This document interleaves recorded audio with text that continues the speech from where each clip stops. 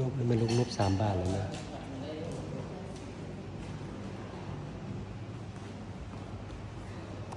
สุขสันต์วันเกิดสุขสันต์วันเกิดไอพิงเด้อสุขสันต์วันเกิดไอพิงโอเค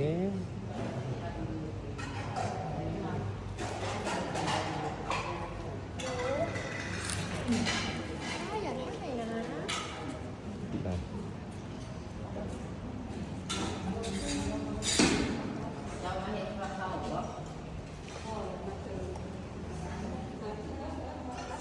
ไอพิงทอสิต้นไม้ลูก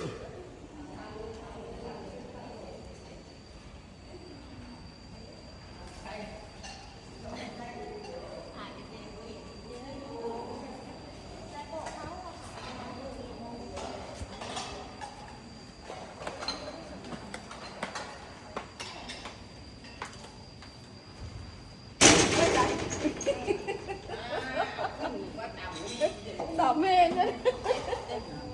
เห็นเลยบ้างสุดท้ายเลยนะ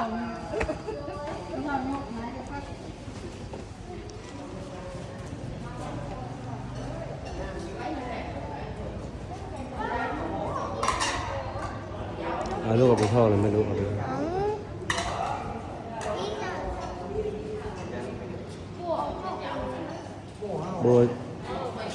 โบจอกไปไว้ลูก